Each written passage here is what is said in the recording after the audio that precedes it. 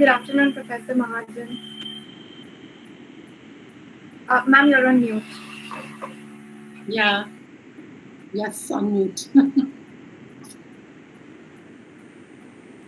I think Professor Portelli has left the meeting. He's not here. He was just now, so.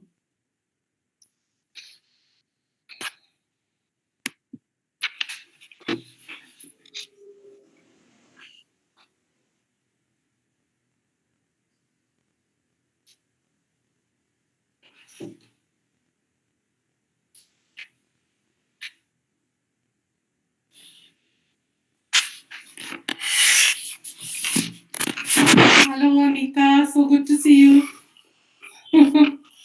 Thank you, Professor Mahajan. It's so good to see you again in JMC. Yes. Yes, the association is great. Hello, ma'am. Christopher. So happy to see you. Yes. At his wedding reception, I called him my firstborn, and everybody was shocked. And then I explained, I meant he was my first PhD student.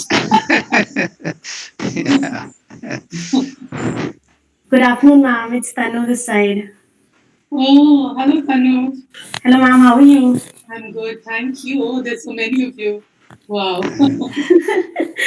Great. Good afternoon, Professor Portelli. Good morning. Good morning. Yeah, good morning for you. Yes. Good morning, Professor Portelli, and welcome. I officially welcome you from the side of Department of History, Jesus and Mary College. Thank you, Professor Mahajan and Professor Portelli, for taking out your precious time for our students. Thank you so much. Thank you. Thank you. I think we can start. Richa ma'am, can we go ahead? Yes, please go ahead, Ruby. Mehreen, Chevy, I hope the live streaming has started now. Just let us. Wonderful. Chevy? Let's.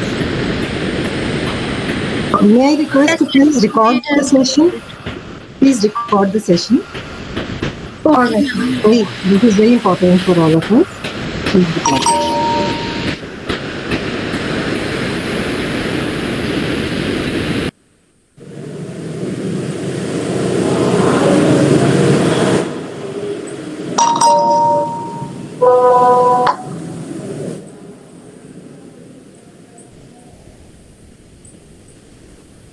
Okay, shall we start?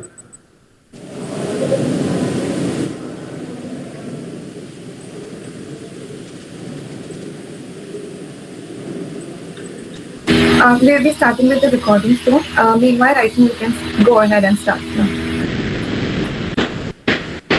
A very warm welcome to everyone. As part of Chronicle 2021, the annual fest of History Department, Jesus and Mary College, we are pleased to have you all with us today in hosting a special session. My name is Ruby Thomas and I'm the head of the Cultural Committee. The History Department, through its various sessions and especially through its annual fest, endeavors to create spaces for fruitful discussions, and we are extremely honored to have two eminent panelists, Dr. Alessandro Portelli and Dr. Sucheta Mahajan, who shall be addressing us on the broad theme, Oral History, the Turn to Memory and its Historicization. We warmly welcome our panelists to this session. Before we start the session, I request the audience to maintain the following protocols. If you have questions for the panelists, please type them out in the chat box and our moderators will take them up after each session is done by the panelists. We request everyone to mute themselves to avoid disturbances. Thank you. Now I request Dr. Richa Raj to say a few words. Thank you, Ruby, and the entire organizing committee of students who have brought this very important session to its, logical culmination. We are very proud, profoundly honored to have with us two eminent and highly reputed scholars who have written on the rebellious and therefore of great academically relevant topic of oral history. Professor Alessandro Portelli and Professor Sucheta Mahajan. In today's special session on oral history, on behalf of the faculty members and students of History Department, Jesus and Mary College, I invite the two speakers to dwell on the significance of oral history, both in theory as well as in practice. In true Indian tradition, I am definitely not going to speak out of turn on oral history, especially in the presence of the guru of oral history, Professor Alessandro Portelli. Of course, one had read his important interventions on the form and genre of oral history, but personally, it was a transforming experience for me when I heard him at the Columbia Center for Oral History and Research, New York, way back in 2019. That was a time that made me, as a historian, rethink about how we approach the writing of history. There is absolutely no need to introduce him, but still, following the norms, Professor Portelli is an eminent and internationally renowned scholar of oral history, scholar of American literature, culture, and writer in the journal Il Manifesto, among others. Professor Portelli has taught American literature at the universities of Siena and Rome from 1974 to 2012 and retired as professor of Anglo-American literature at the University of Rome, La Sapienza. He's the founder and chairman of the Circolo Gianni Bosio, I hope the pronunciation is correct, an independent organization for the study and promotion of people's culture, folk music, and oral history. Professor Portelli's work published in English includes The Death of Luigi Trastulli and Other Stories, Form and Meaning in Oral History, The Text and the Voice, Writing, Speaking, and Democracy in American Literature, amongst others. His work has also been translated in several languages, including Spanish, Catalan, Finnish, Portuguese, among others. Apart from writing, he also produces radio programs and has edited a number of records based on his field recordings of Italian folk music. His 2016 project, We Are Not Going Back, Migrant Music of Resistance, Memory and Pride, is a collection of music and life stories from immigrants to Italy from different parts of the world. So I welcome Professor Portelli here. Thank you so much for giving us your time. We are deeply humbled. I would also request the audience, since Professor Portelli has to go for a doctor's appointment. So after his presentation, we would like to take up any questions that are for him. So while the presentation is being made, please post the questions on the chat box. Thank you. Well, thank you. It's great to see you and to see you again. And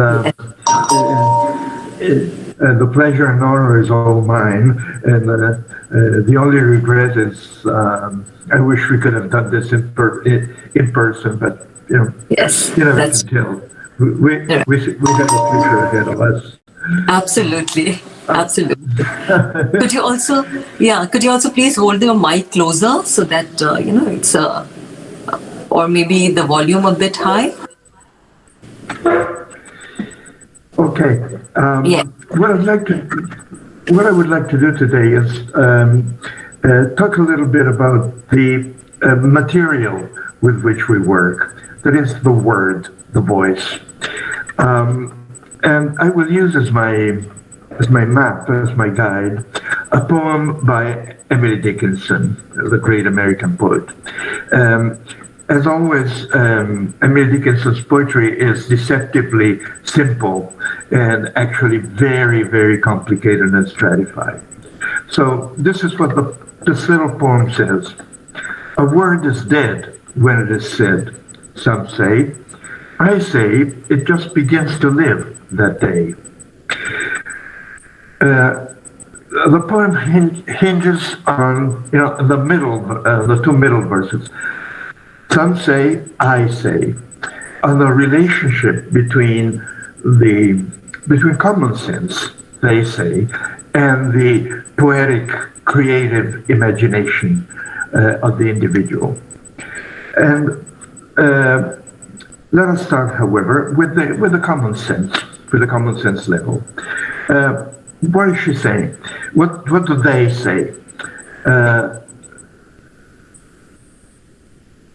Once a word is said, it disappears because orality because the voice is fragile, it's ephemeral, and it sort of tends to die away, and it can never be recovered.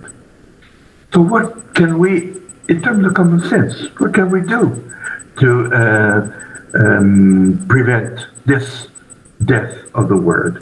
And this is what oral history is about. Because the obvious thing that we do is we record that voice, we put it in an archive, and we preserve those voices, which means that the ephemeral becomes permanent, that the immaterial receives some kind of material support, and that the motion of the voice toward disappearance, toward death, is temporarily at least stopped. Recording means, literally writing sound, the phonography. The Italian word for recording used to be incida, etching, like materially etching the words on the tape. So the sound archives, the oral history archives, are the places in which the spoken word goes on living and can be listened, can be heard, and can continue to be active in history. My mentor, Gianni Bosio, wrote in a famous paper, thanks to the tape recorder, the voice lives and it grows and it expands and operates in itself. Thanks to the tape recorder, the voice has a life of its own, and it I quote again, and it returns to the culture of the oppressed classes the possibility of preserving the forms of their consciousness and of their own culture. And in fact, Gianni Bosio's project and hints around the creation of the first great European oral history archive. And in fact, I talk about writing, as I said, phonography, because there's a close relationship between, and not just metaphorical, between writing and recording. It's always about stopping a movement, like a snapshot, a still snapshot of a moving body. And writing, as well as orality, as well as recording, writing and orality have an ambivalent, metaphorical relationship between life and death. And this is where the second part of Dickinson's poem comes in. The metaphorical imagination, the poetic imagination, oral history as art, not just as an archival practice. Orality evokes life because it moves, the voice moves, but orality also evokes death because it disappears. On the other hand, writing evokes life because it survives, but it also evokes death because it stops moving, because it doesn't move. So I think we should make a distinction between the oral source and the document. The source is the subject that creates the document. So it's the speaker, and the speaker, the person, keeps on speaking and recalling and talking even after we recorded them.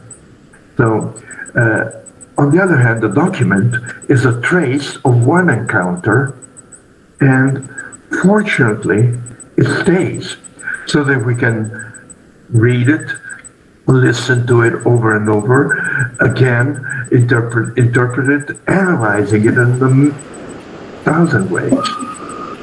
However, fortunately and unfortunately, as the great theoretician of orality and writing, Walter J. Ong, says, it never changes. It always says the same thing. The oral source, the speaker, the narrator, keeps document remains always the same. Now, in the United States, oral history was not originally developed by historians, but rather by archivists. And I remember the early conferences of the Oral History Association of the United States, when all these archivists kept complaining, we create these wonderful, wonderful collections, and then they stay in our shelves and nobody uses them. Because as we know, consulting an oral history archive, a sound archive, is much more complicated than leafing through the papers in a paper archive. So it's as if the voices, once they're collected, once they're recorded, they're just shelved. And I'm thinking of a famous passage by Ishmael Reed, a great African-American author of the 60s and 70s. And Ishmael Reed talks about museums. He talks about the Museum of Modern Art. And he says, it's the world's greatest art detention center. And the founder and really the person that keeps our archive alive in Rome, Enrico Gambarelli, once said, what is an archive? The archive is a room. And inside this room, there's a closet. And inside the closet, thousands of voices screaming, I want to get out, I want to get out. The key word here is get out. How can we prevent the life that we insure to the word in the moment in which we stop its movement? And how can we make sure that it doesn't turn into a form of detention, into a frozen possession, into a deathly stillness? The voice is there, but it doesn't move. Of course, the first thing to do is to turn the archive into a hub, a center from which the voice returns to the world, from which the archive, not just as a place for preservation, which is fundamental, but also for recreation, a center of production, a places from which the voice goes out again as a CD, as a record, as a book, as a theater performance, as a concert, as a website. And in this way, the voices that we recorded and preserved in the archive becomes a model for all the other voices that keep moving outside of our tape recorders to keep changing and living. The archive is a point of arrival and a point of departure. So the second layer of Emily Dickinson's poem, this is about going out, because she moves from the literal, the material, the concept of the voice, of sound, into a metaphorical dimension. The voice is breath that goes out of the body and begins to live. It's like, in a way, she is thinking of the spoken word as a metaphor for birth. It's something living that comes out of the body and goes on to live and move in the world away from the body from which it was issued. As Gianni Bosio again said, independent of the subject from which it comes. And as it comes out of the body, the voice becomes something that is shared, something like it becomes a tradition, it becomes memory, it becomes dialogue, which is, the very, very meaning, the very, very material of oral history. In fact, what makes oral history basically different, the scandal of oral history, is that they're not found documents, they're created documents. That before it ever finds its place in the archive, the spoken word of oral history begins to live, also thanks to the historian who helped it get born by interrogating and keeps it alive by sharing it in listening and in dialogue. So, and this is another level, but then another turn of the screw, because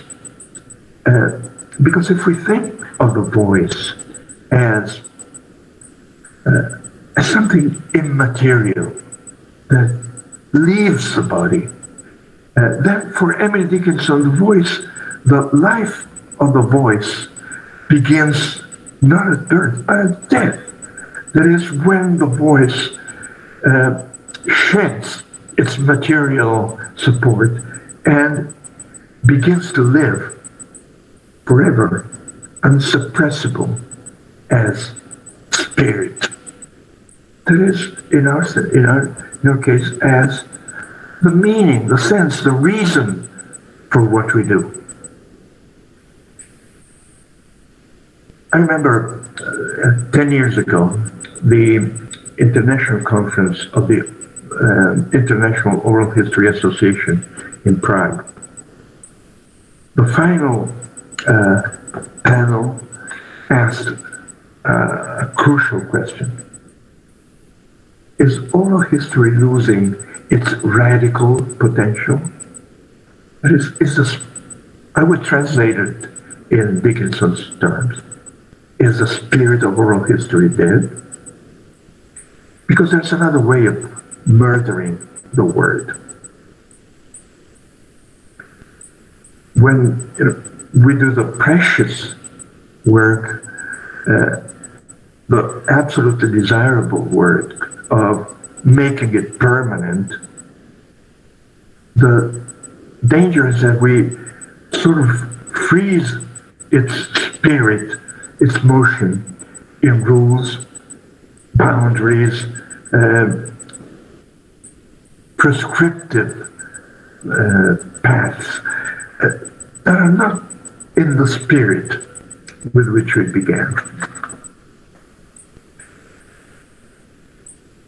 And Italian oral history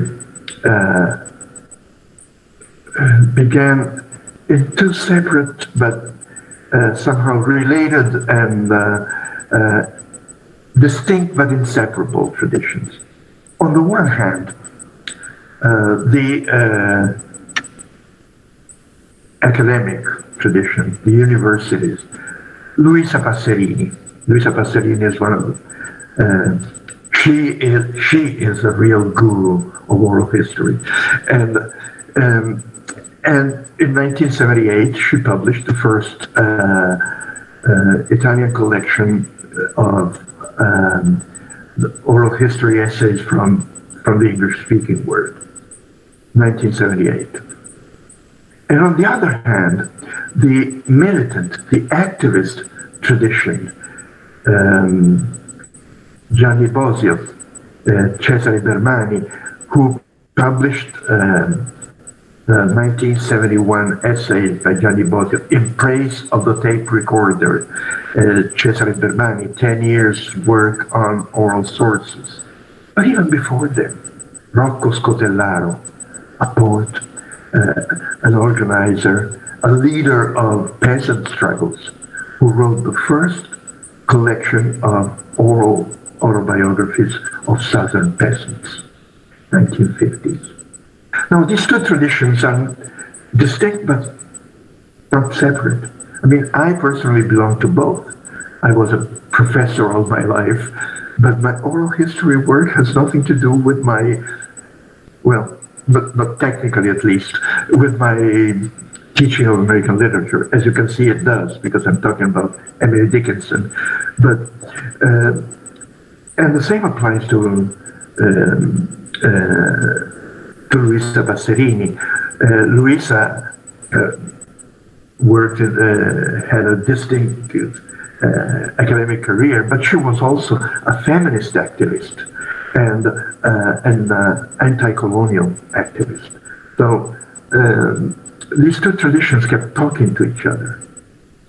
The problem is that they were both rejected by the standard, by the institutional, by the traditional profession of history, but what we used to call the real historians. And they objected, they raised serious objections to our practice. What about the reliability of oral sources? What about the ephemeral nature of memory? How do you generalize from personal narratives? What about the interference of the researcher into the supposed purity and autonomy of the source? Well, these were not. Sometimes these were very defensive objections raised in order to shun away oral history. But we decided to take them on. And the growth of oral history, it was to a large extent due to the fact that we responded to these objections, to this criticism. However, the response was not just the effort to prove that no, oral history could be contained within the rules of traditional historiography. On the one hand, many oral historians argued that oral sources are just as credible as any other source. That is, they're all somehow problematic. But what was called the paradigm shift came when some of us argued that no, oral sources have another kind of credibility. That is, when we turned the criticism on its head, and when we decided that the supposed weaknesses of the work of oral history were really its distinctive strengths. That is, of course, oral sources do not necessarily tell things exactly as they happened. But this is the power, because this allows us to recognize that history is also imagination, desire, dream, mistakes. There are all of these things. That subjectivity, to use Luisa Basserini's keyword, subjectivity is also a historical fact, not just the material, but also the immaterial. And memory, the memory is not just a trace of the past that fades away with time. Memory is, I hardly ever use the word the noun memory. I prefer to use the verb remembering. Remembering is a constant work that goes on in the search of meaning in the relationship between the present and the past, the remembered moment and the moment in which we remember. And the memory is not a recording of the past only, but also an active force in the present, because people behave, act, make choices on the basis of what they also on the basis of what they know or what they think to know about the past. The case of the impact of revisionist history on Italian democracy, for instance, is a case in point. And also, we recognize that the encounter between the narrator and the researcher was not a contamination, a dialogue. There was an encounter between worlds that are separated in daily life by class, by gender, in some cases by quote-unquote race, by age, by status. And the oral history encounter is sort of this utopian moment in which these separate worlds talk to each other, dialogue. The original meaning of the word dialogue is to speak across. The oral history encounter is not contamination. The oral history encounter is utopia, in which we relate to otherness as if equality really existed in this world. So we became respectable. We became professionals, both by dealing with the prescribed institutional practices. We now have oral history journals that use peer review, which I don't like, because it means that you're being judged on the basis of what already exists. But it's respectable, it's professional. But also, we have allowed the institutions to change, to find, accept, recognize a practice, a set of ideas, a set of relationships to which they had been prejudiced against, hostile. If you search the web, you find that the two most often quoted and translated universally oral history articles are mine for some reason. What makes oral history different, and the death of Brigida Stulli. Okay, the death of Brigida Stulli was first published in a literally invisible magazine of a provincial radical collective in Perugia. What makes oral history different came out in a radical, alternative, militant oral history journal. If I had submitted these two articles in 1979 and 1981 to any scientific or history journal with peer reviews and everything, I know they would have been rejected. And I can think of my young colleague who she was a member of the board of the popular cultural oral history folk song magazine that we had created. And she asked me, take my name off the board because I'm applying for a doctorate in history. And if the committee finds out that I have been working with oral history that is going to be a problem. And I can think of the difficult times that Luisa Pastorini had. She was a recognized world authority in oral history, and she was refused tenure by the University of Turin. And she was asked, she only got it when she finally agreed to write a book with no oral sources.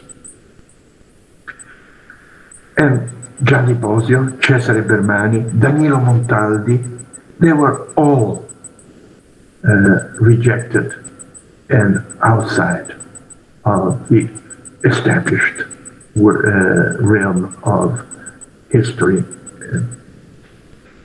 Well, recently, Cesare Bermani, who is the most different of all of us, Cesare Bermani was granted an honorary degree by the University of Salerno, which means that, in a way, this was a victory for both, for Cesare, for what he stood, that is, all the work of oral history and an alternative way of dealing with people's cultures, and also for the university, which proved that that yes, that they had lived, that just as we oral historians had listened to the established profession, the academy had been listening to us and changing and opening up.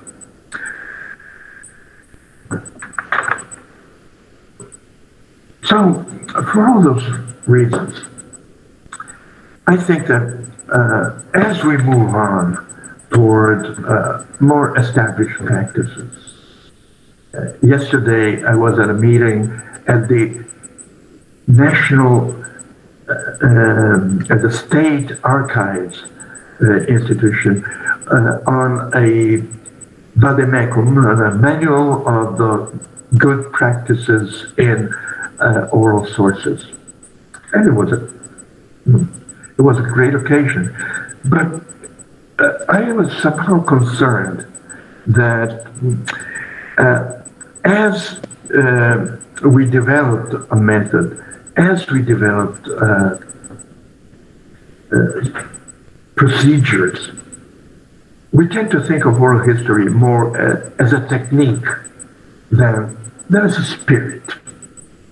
And that if we apply the rules that we have created, if we think of them as rules rather than as advice,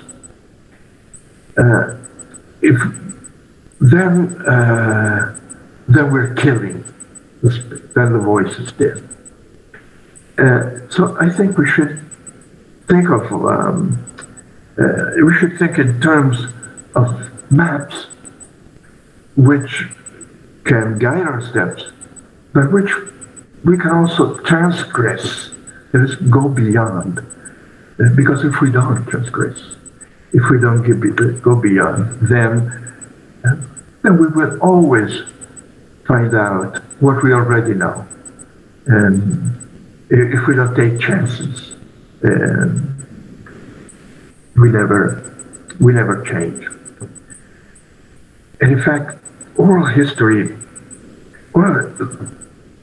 part of the subversive spirit of oral history is that it never ends. Because on the one, we are dealing with the relationship between the present and the past, and the past is past, but the present is moving, and we're working with human beings that keep changing, with human realities, with social realities that keep changing even after we recorded them. So I spent literally half my life. I wrote 4 books on the city of Terni, describing Terni as it was. A red, proletarian, militant, working class town. In the space of 3 years, Terni began a dramatic process of deindustrialization, and it now has an extreme right-wing administration, a right-wing city government. So if I don't carry my oral history work up to this present, all that I've written before turns into a lie.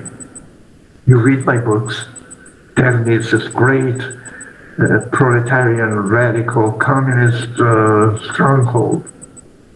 No, Terni is a town that votes 60% for the extreme right. So oral history never ends. Oral history tells all historians, not just us, that there's no such thing as a definitive study of anything, that it's never over. And that if we don't accept that it's temporary, that it's provisional, then we're lying. Then we're exchanging that still snapshot for a moving body. So, in order to close, when I started thinking about this occasion, I had in mind one of the most extraordinary moments of my activity as a researcher in oral history. I don't know why. I don't know what the connection is, but we know very well that in oral narrative, the connection is not necessarily a logical cause and effect, but also sometimes a leap by association. So anyway, I would like to tell you the story. Also because if we don't tell stories, then we haven't learned anything. Storytelling is somehow catching. So the story is 1985. 1985, the government had decided to abolish the cost of living clause from workers' pay. So there was a huge demonstration to protest this. We finally lost, and this was the beginning of the defeat for the labor movement and for the left. But anyway, there was a huge crowd marching through the center of Rome, and I walked all the way along with a group of elderly ladies from Terni, former textile workers. It was not an interview. I had my tape recorder on, but it was, as often is the case, just an open conversation in which somehow all the history of their town, of their lives, came up. So, toward the end, I asked them, do you believe in God? Because we have been talking about abortion, and these elderly working class women said, of course we're in favor of women have a right to terminate an unwanted pregnancy. I said, are you religious? Do you go to church? Do you believe in God? And one of them, her name is Diana, the moon goddess. She says, no. We're all free to believe in something if we believe. But I think that he ought to do things right. Each of us is religious in their own way. We ought to talk to that poor Christ that was hanged on the cross. And her friend, a comrade, whose name is Magdalena, a great name in the gospel. And she says, look, if I were God, if I had been the father, I would not have allowed them to hang him on that cross. Can you imagine that? This is what the whole thing is about. The unsuppressible spirit of working class culture, of women's culture, that we recognize in oral history. It is imagining the unimaginable. What would be the history of the universe like if God was a woman? If God was a working class woman? And once we imagine this, try to find the strength not just to tell the story, to talk about history, but to change history, to make sure that he, this guy, she says, whoever he is, to make sure that he will do things right in heaven and on earth. Well, thank you very much for your patience and for having me today.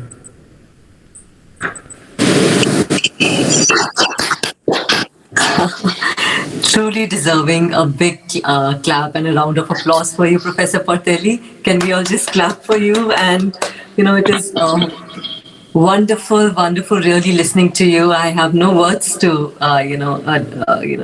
express our gratitude and appreciation for you. Thank you so much, Professor Portelli.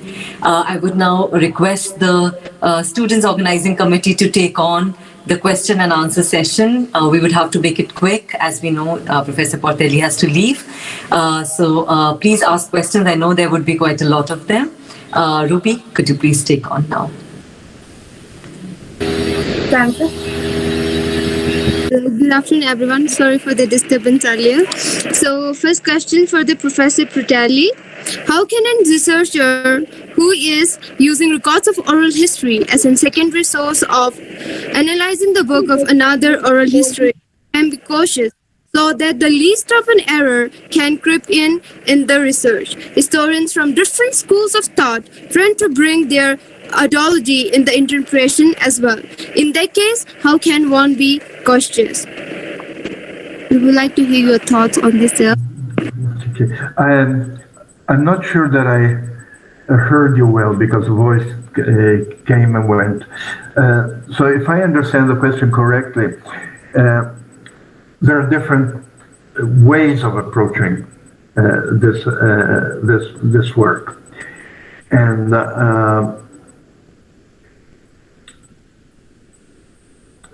well, I'm thinking of one of the seminal ideas that are part of the tradition I work on. When Gianni Bosio said, in order to study and to understand and to learn about people's cultures, break down the barriers between anthropology, ethnology, and history, which was, if you think about it, a serious barrier. Also, in terms of how you think of the persons that you talk to. Are they just bearers of folklore, or are they historical subjects, citizens? So. In a way, in time, I have come to think of, I have a couple of little formulas, and I'm not sure that I'm answering your question because I'm not sure I heard it right. But one is, the word oral history is 2 words. And it really depends, each of us somehow locates ourselves in somewhere in this continuum.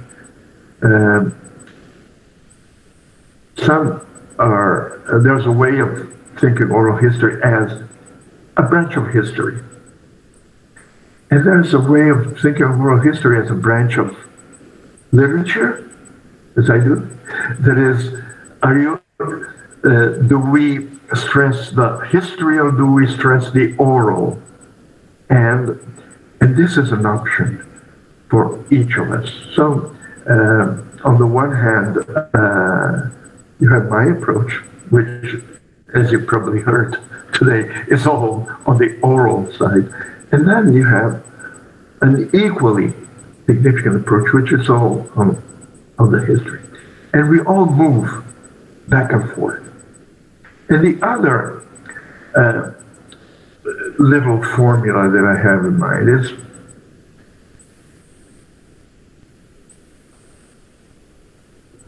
well,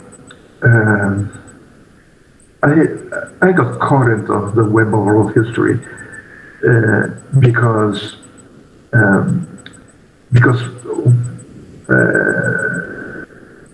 factory workers in Terni kept telling me wrong versions of history.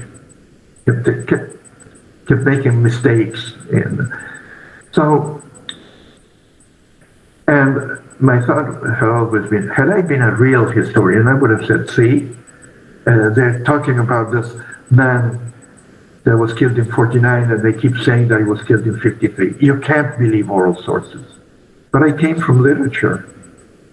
And as I always say, and I repeat myself, in literature, you don't throw away a good story just because it isn't true. You ask, what does it mean? So we have another way of, another continuum.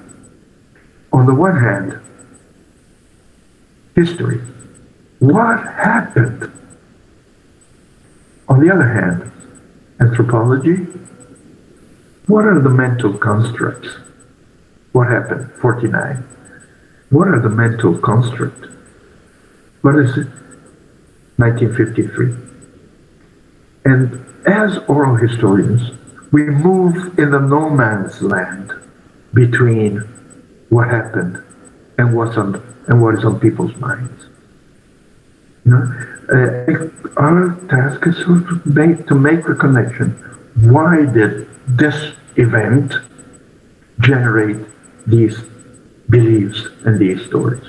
So, and I'm not sure that I understood your question right, that I heard your question right, but when I felt that it was about the plurality of approaches. And in a way, I think we're all, because one thing that oral history does is it's not interdisciplinary.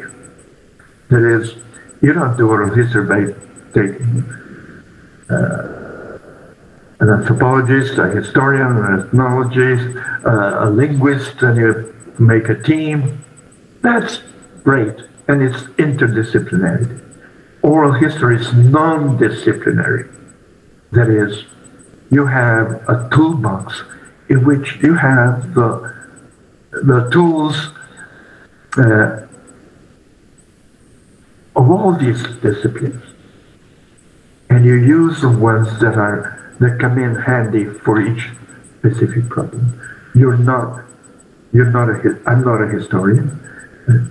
I'm a professor of literature, but I'm talking about something else. I'm not an ethnologist, but I do field work. Some people believe I'm an ethnomusicologist and tone deaf.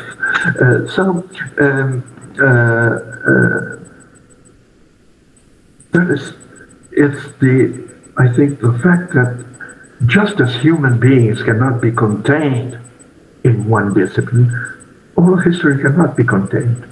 And so, again, I'm not sure that I heard you perfectly, but what I heard, these are the thoughts that you started me on.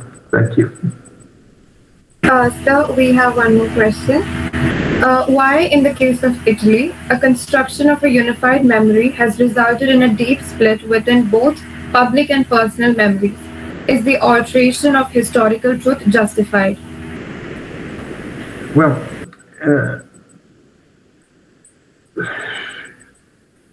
Italy had 20 years of fascism, and and we still have not got over it. Political forces that openly hail back to fascism are still active and quite influential. These days, there's a very not a huge, but a very loud movement against vaccines, against the Green Pass, and it's the fascists that are leading it. So on the one hand, fascism never went away. On the other hand, we have a very important tradition of anti-fascism. And it all came to terms during World War II with the anti-fascist and anti-Nazist war of resistance, which was actually a civil war. There were Italians on both sides. There were Italians fighting on the side of the Nazis and helping deport Jews to extermination camps. And there were Italians fighting on the side of democracy and liberation.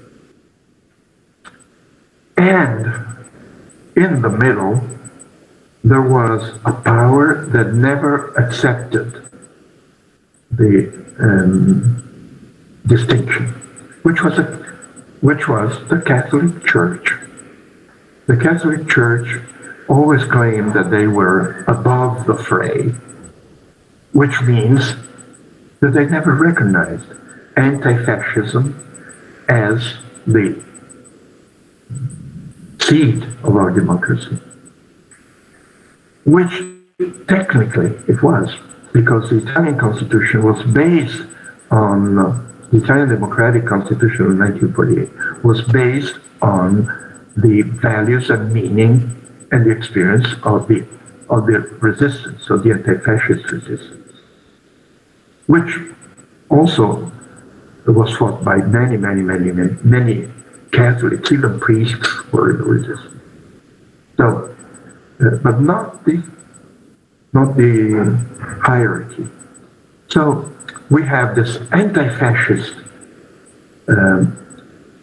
constitution, of which we're very proud, but it has not become common sense. It's not, and which means that when in the 1990s, an alliance of political forces that did not identify with the anti-fascist constitution took power, then the whole history had to be revised. That is, the history of resistance, the history of anti-fascism had to be denied, debunked, demythicized, and so that the political struggle between the right and the left was waged also on the interpretation and memory of history. That is, the memory of the 1940s became a political factor in the politics of 1990s. So this is what I had in mind when, and I believe that the struggle goes on in the church. I'm not a member. I'm not in the church, but we're all very much intrigued by the progressive thoughts and messages of Pope Francis. But we also know that not everyone in the church accepts it. So the battle goes on precisely because the values of a labor-oriented, participatory democracy generated by the resistance, that memory is being attacked by historical revisionism. And historical revisionism is not academic history. It's not even public history, only public history. It's something that you have in mind when you go to vote, or when you decide if you're going to demonstrate along with the fascists against in the Novak movement or not. So this is what I had in mind. Memory as a power in the present, not just as a trace of the past.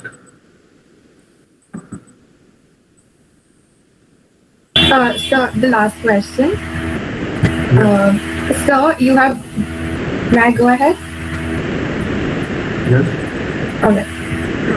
So you have written that, quote, oral sources tell us not just what people did, but what they want to do, what they believed they are doing, and what they now think they did, quote unquote.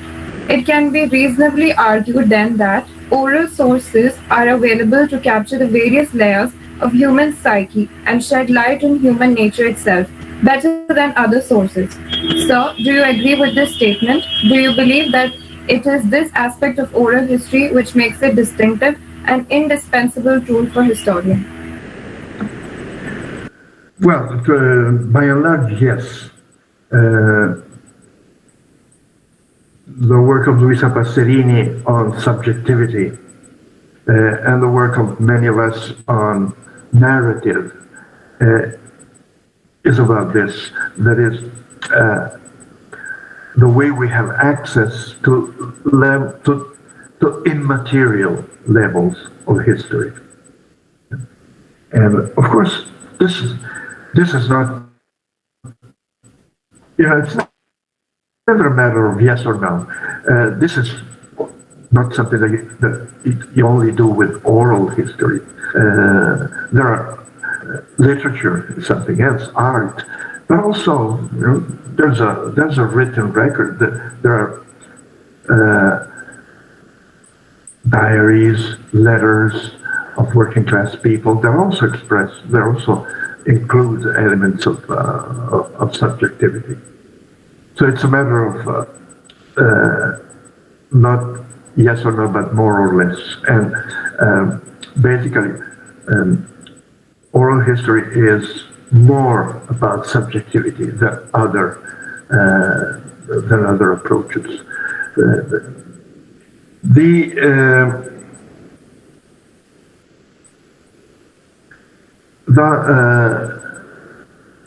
fact that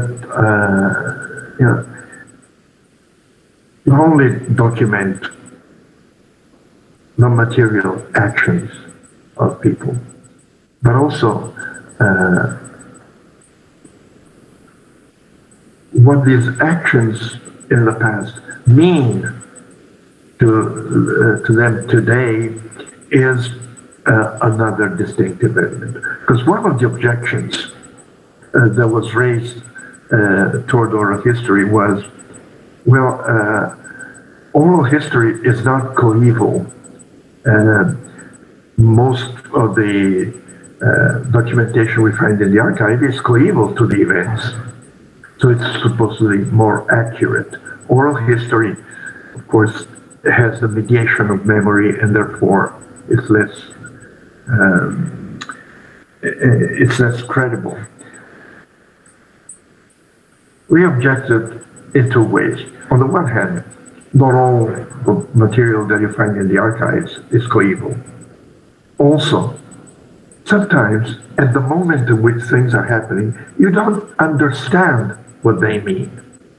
Sometimes you really have to wait for time to go by in order to understand what really happened, what was a really significant thing that happened, and what it meant. So that what we get is not just memory, but the memory of memory, the ways in which an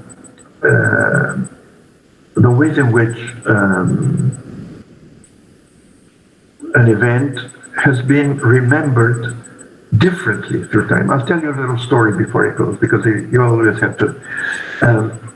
My friend Rosario Bentivegna, he was a partisan, and he took part in a dramatic event in the resistance that generated a Nazi reaction, and the partisans killed a number of German soldiers that were occupying Rome, and the Nazis responded by killing 335 hostages that had nothing to do with it.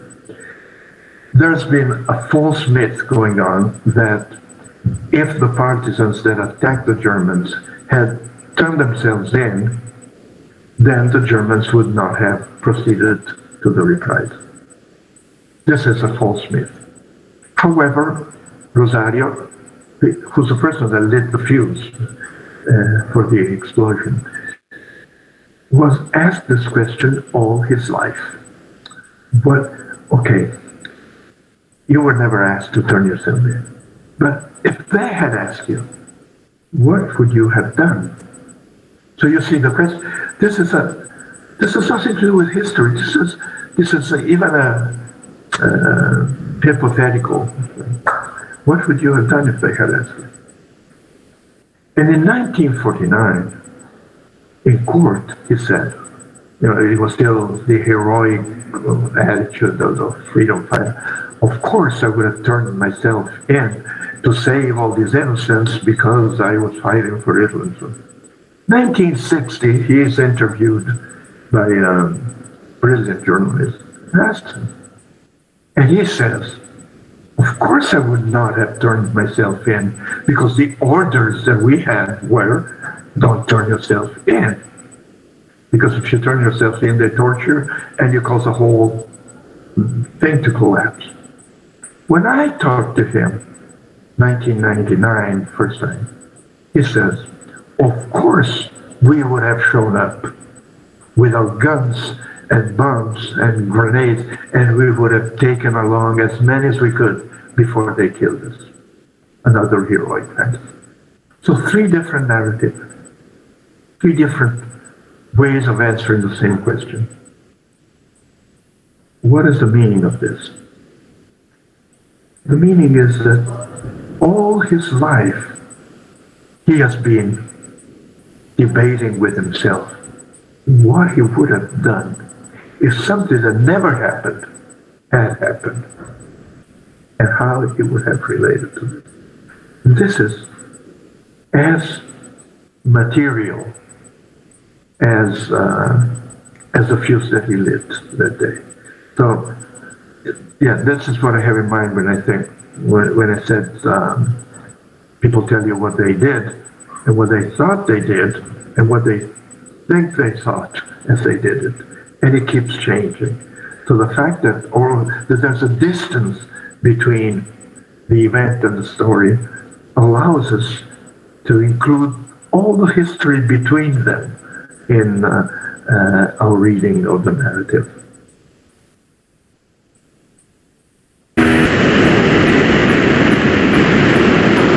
Thank you so much, sir, for answering the questions. We extend our heartfelt gratitude to Professor Portelli for taking out time from your schedule and addressing to all of us on this very important theme.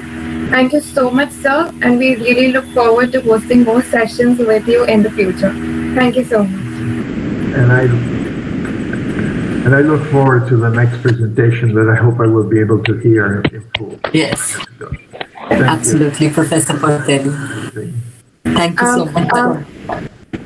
I would now like to request Dr. Christos to please welcome Professor Mahajan. Oh, thank you, Ruby. I hope I am audible. Yes, sir. You are. Okay, great. Thank you. It's absolutely my pleasure to introduce Professor Sucheta Mahajan to all the participants, even though she needs no formal introduction. So to begin with, I am so happy I am at Jesus and Mary College because of Professor Sucheta Mahajan's guidance. It's impeccable, selfless guidance that is what made me to be here at JMC. It's just a personal level. And second, Professor Sucheta Mahajan teaches history at the Center for Historical Studies, Jawaharlal Nehru University. And she's a former chairperson of Archives of Contemporary History, again JNU. And Professor Mahajan has been the Gillespie visiting professor at the College of Worcester, Ohio, US, and a fellow of the Indian Institute of Advanced Studies, Shimla, and also a fellow of the Rockefeller Foundation's Bellagio Center, amongst others.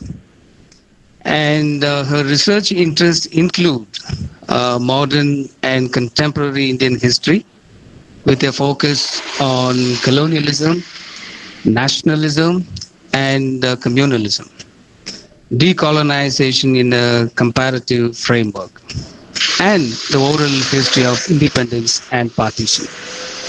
Professor Sucheta Mahajan has collaborated on a pioneering project on the history of the Indian freedom movement using oral history sources. And her significant works include Independence and Partition, The Erosion of Colonial Power in India, India's Struggle for Independence, amongst other works. She has edited and co-edited many works such as Rites of Passage, A Civil Servant Remembers, H.M. Patel, Composite Culture in a Multicultural Society, and Towards Freedom, 1947, documents on India's freedom struggle. So she has a long list to her credit. I don't want to share everything. With this brief introduction, I invite Professor Sucheta Mahajan to speak on the proposed theme, oral history and memory work. Over to you, Professor Sucheta Mahajan. Thank you so much for being here and this invitation. And, just to have Tanu, Christu, Richa, Amita, so many of you, Soumya, in the department. JMC has been, since the time of Dr. Vishalakshmi Menon, my very close friend whom we lost some years ago. It's a very dear teacher in JMC. It was a place I visited a lot. I would always come and speak to the Modern India class. Towards the end of the third year, the ostensible idea was that I was going to be talking on partition, which I did, but mostly students wanted to know how to get into JNU, that was the bottom line. What should we be studying? What should we be doing, ma'am? So it was always wonderful. And it was always rounded up with the Bhel Puri in the canteen, which was very special.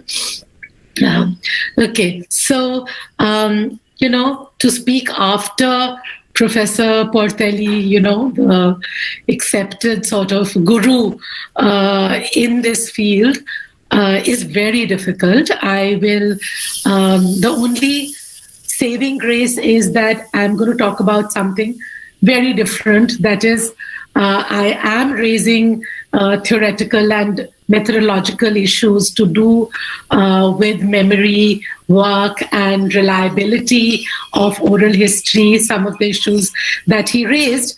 But I'm also largely focusing on the practice of oral history in terms of the initiatives that I was part of, and also then looking with a critical eye at some of the initiatives to do with the oral histories of partition and how the recovering voices from conflict situations is so very more complex and complicated than recovering the voices, let's say, of freedom, where it's more about, a movement, and a movement which we were all celebrating.